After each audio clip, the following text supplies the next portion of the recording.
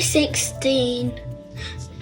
God loved the world so much that he gave his only son.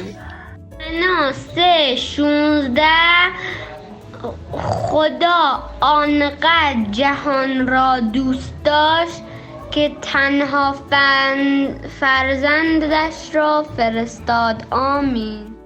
یوحنا 3:16 خدا آنقدر جهان را دوست داشت که تنها فرزندش را فرستاد.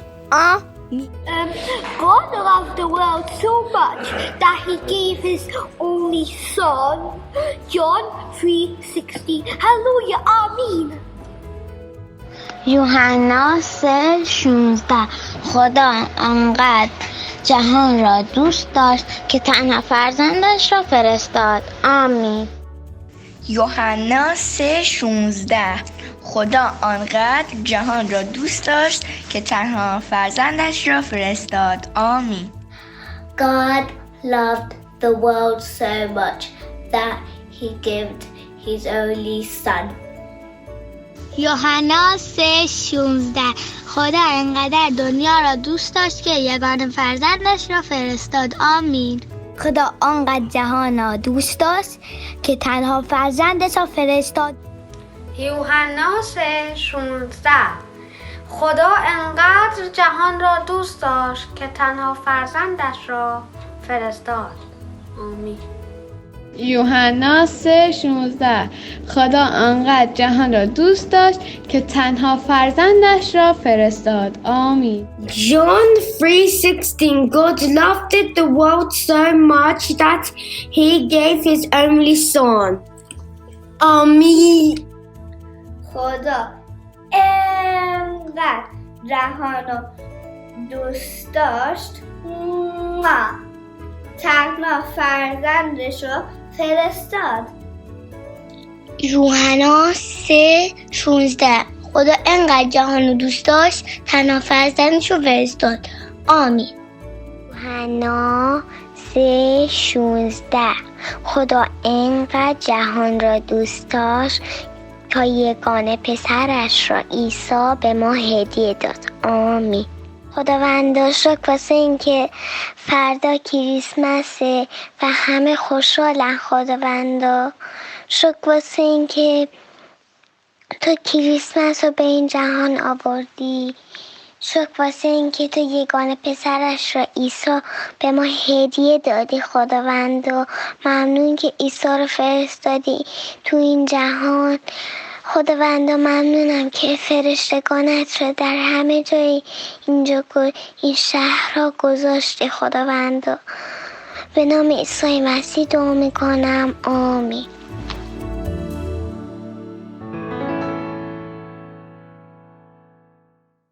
سلام بچه ها، کریسمستون مبارک.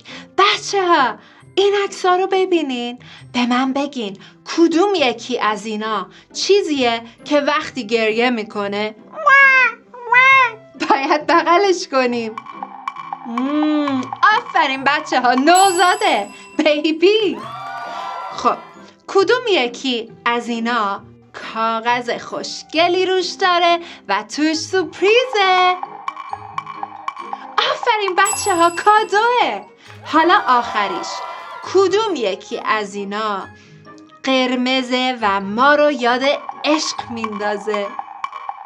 آفرین بچه ها، قلبه. بریم ببینیم این عکس‌ها به داستان امروز چه ربطی دارن. سلام زریبری، سلام خاله مهسا. سلام خاله پگا. سلام بچه‌ها. خاله مهسا این عکس‌ها رو من نمیفهمم. یه نوزاد، یه قلب، یه کادو. فکر میکنی چی میتونه باشه؟ شاید قلب برای اینه که همه بچه کوچولو رو دوست دارن. کوچولو. خب کادو چی؟ خب کادو هم خیلی دوست دارن دیگه. یا شاید کادو رو میخوام بدم به اون بچه که گریه نکنه. نمیدونم، یکم سخته خاله مهسا. شما چی فکر میکنید بچه ها؟ بریم داستان امروز رو با هم ببینیم، شاید بهمون کمک کنه. کمک کنه؟ آماده اید بریم سفر کلام؟ 1 2 3 پاشو بریم دست هم رو بگیریم. 1 2 3 آماده ایم بریم با هم به سفر.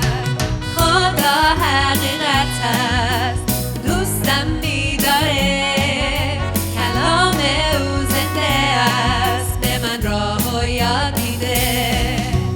بیا بریم سفر آیات یاد بگیریم، دعا کنیم نزد خدا دست هم رو بگیریم، دست هم رو بگیریم. 1 2 3 یکی بود ولی تنها نبود. کلام خدا بیکار نبود. فرشته خدا جبرئیل به مریم گفت تو صاحب فرزندی خواهی شد. مریم سوال کرد چطور ممکنه؟ من هنوز ازدواج نکردم. فرشته گفت روح پاک و قدوس خدا بر تو قرار خواهد گرفت و فرزندی رو به دنیا میاری که فرزند خدا خواهد بود. مریم به اون اعتماد کرد. مریم با یوسف نامزد کرده بود، اما یوسف داستان مریم رو باور نمی کرد. به همین دلیل فرشته یوسف رو هم ملاقات کرد و گفت مریم دروغ نمیگه و فرزند اون پسر خدا خواهد بود و تو باید اسم اون رو عیسی بذاری. ماه‌های بسیاری گذشت و بعد اونها به بیت لحم شهر محل تولد یوسف سفر کردند تا در سرشماری مردم شرکت کنند. بعد از اون سفر طولانی مریم آماده زایمان شده بود، اما همه مهمون خونه های بیت لحم پر بود و بنابراین فرزند خدا در آخری به دنیا اومد. باورتون میشه بچه ها؟ کنار حیوونا. و مامان باباش اسمش رو عیسی گذاشتن. در اون شب در تپه های اطراف بیت لحم فرشته‌ای بر چوپان‌ها ظاهر شد و گفت یه خبر خوبی براتون دارم. نجات دهنده شما به دنیا اومده. اون در بیت لحم در آخری خوابیده. بچه ها یه دفعه یه عالمه فرشته ظاهر شدن. همه اونها آسمون رو پر کرده بودن و همه با هم سرود میخوندن. در میان مردمی که خدا رو خوشنود میسازن آرامش و صفا برقرار باد. وقتی فرشته ها رفتن چوپانا با عجله به سمت بیت لحم رفتن. اونها کودک نجات دهنده رو در حالی که بر بستری از کاه خوابیده بود پیدا کردند. درست همونطور که فرشته اول گفته بود. بعد از اینکه چوپانا عیسی رو دیدن به سمت شهر رفتن. اونها خیلی هیجان زده بودن. برای همه تعریف کردن که چه اتفاقی افتاده و اونها خدا رو برای کاری که انجام داده بود شکر و ستایش کردن. چه داستان خوبی بود خاله مهسا. من یکی از اون عکس‌ها رو فهمیدم. کدومش سری بری؟ اون نوزاده خاله مهسا عیسی مسیح بود. آفرین زری بری، عیسی بود. بعدیش عکس کادو بود. شبیه این کادوه برای منه. مرسی خاله مهسا. بازش کنیم ببینیم توی وای خدای بزرگ. تو خیلی دوست دارم. مرسی خاله مهسا، خیلی دوستش دارم. خاله مهسا من فهمیدم عکس کادو برای چی اونجاست. چرا زری بری؟ چون عیسی مسیح بزرگترین و بهترین هدیه از طرف خدای مهربون برای همه ما. آفرین زری بری. بریم با هم یه سرود بخونیم بعد ببینیم خاله پگا چی فکر میکنه راجبه به عکس قلب. قلب که خیلی قشنگه ولی من فکر کنم سرودش یه قلب دارم تو قلقلی هست.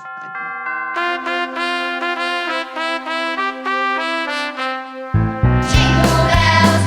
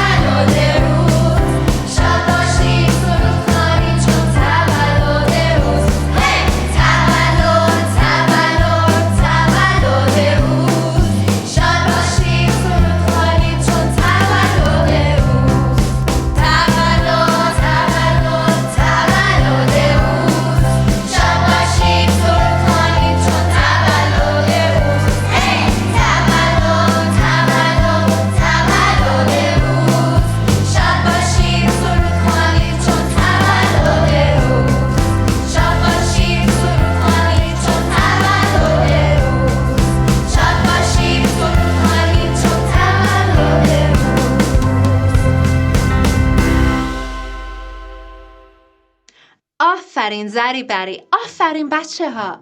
عکس هدیه برای اینه که خدا به ما عیسی مسیح رو هدیه کرد.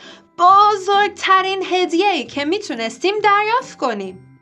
عکس نوزاد ما رو به یاد عیسی مسیح میندازه که کوچولو بود وقتی به این دنیا اومد. و عکس قلب به آیه این هفته خیلی ربط داره. پاشین این آیه رو با هم بگیم. مزمور 136:26 محبت او جاودان است، یعنی برای همیشه است. Psalm 136:26 His love endures forever.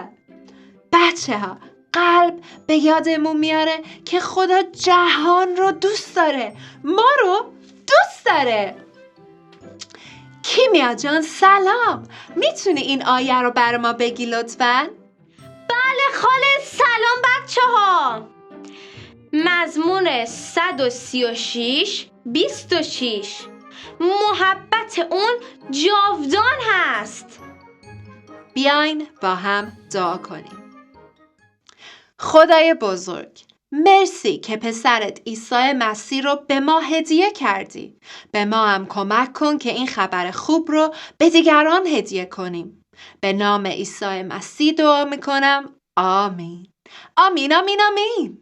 بچه ها، همیشه یادتون باشه که خدا کلی شما رو دوست داره و شما برای او هدیه های عزیزی هستین. برای ما هم هدیه های عزیزی هستین. کریسمستون مبارک بچه ها. فرشته های زیبای من، یادتون نره آیه حفظیتون رو بفرستین.